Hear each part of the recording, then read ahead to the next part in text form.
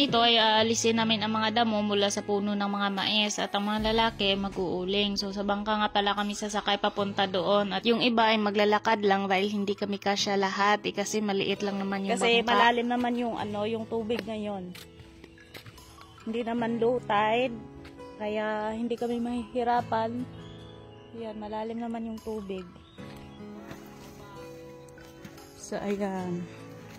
Nandiyan si na mama, tsaka yung steppapa namin. Yan, mga lalaki. Yung mga babae sumusunod. Susunod na lang sila. So, ayun. Uy! Hindi, ikaw na.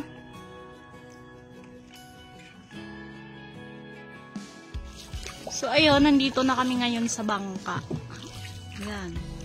Nagsasagwa na si Sheila. Araw-araw naman po silang pumupunta doon sa sakahan at sa ulingan namin. Kaya nga lang hindi ako nakakasama sa kanila dahil meron po kaming enrollment at pasukan na namin. Kaya minsan wala akong update at ilang araw din akong nilagnat. Sa mga solid supporters namin dyan, maraming salamat sa paghihintay palagi ng aming mga videos. Pasensya na at medyo busy lang at marami kasing trabaho at nag-aaral pa ako. Kaya minsan hindi talaga ako makapag-update. At ayan, sa awa ng Panginoon ay gumaling naman ako sa lagnat at ayun, sumama na ako sa kanila dyan para makatulong na rin. Kasi mga 1 week din na hindi ako nakakasama sa kanila papuntang sakahan. Ito yung madadaanan namin na anong tawag sinigani mang? Kuiba, no? Hindi, no? Ayan, tingnan nyo, parang nakakatakot yung mukha. May butas. Oh, ayan.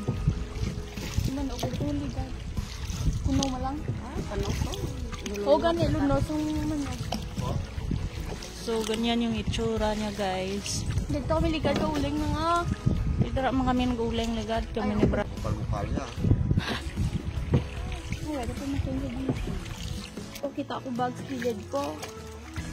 Nang daan ko, buksan ko makinig.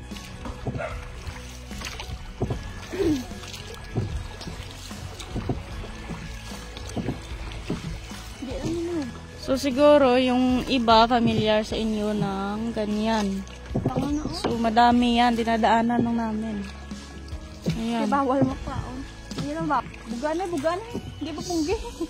I-sunset nga sa Tagalog. Ayan, may tulay na dinadaanan namin kapag malalim yung tubig dito. So dyan kami dumadaan. So nandito na kami. Ayan mo, may nagiging dalay sa kaido na. Ayan.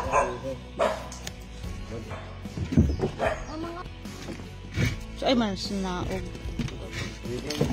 At ayan, nakapundo na yung bangka na sinasakyan namin at maglalakad pa kami papuntang sakahan at hindi na gaano kalayo ang lalakarin namin at malapit lang.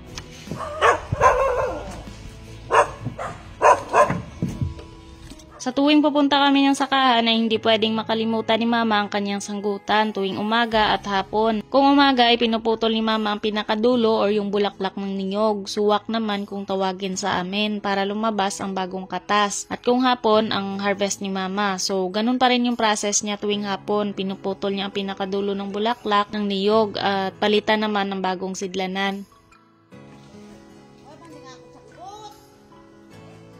So, ayan, dalawa po yan, guys. Ito yung isa, tapos, ayan yung isa, magkalapit lang naman. At ayan, dumiretso na kami sa sakahan at pagkatapos ng isang buwan ay ipapakita ko na sa inyo ang resulta ng mais na tinanim namin nung nakaraan. So, ipapakita ko na sa inyo yung kinalabasan ng aming tinanim na mais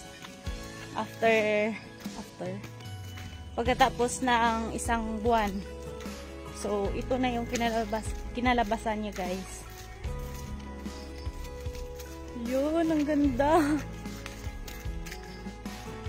Ang ganda po tingnan.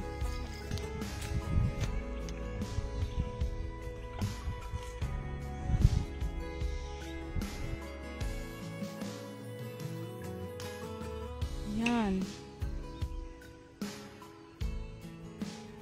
Probinsyang probinsya.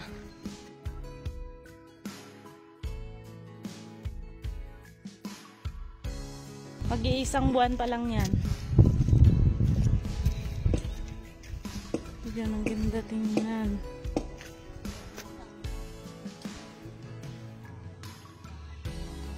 So, ayan sa kabila ang aming kubo. So ayun, ilang ulan na ang dumaan at sumuko na talaga ang bubong ng kubo namin at tumutulo na talaga siya. So ayun, nababasa yung iba naming gamit sa loob. Sa mga nagtataka, meron po kaming bahay at uulitin ko lang ha, ang kubo na ito ay ito yung pahingahan namin araw-araw kapag pagod kami galing sa pag-uuling at pagsasaka. At ito yung silbi naming pahingahan dito sa sakahan. So ayun, maghahanda muna kami ng aming almusal at para makapagtrabaho na rin. So ayun lang muna, maraming salamat, mag-ingat po kayo palagi at God bless po.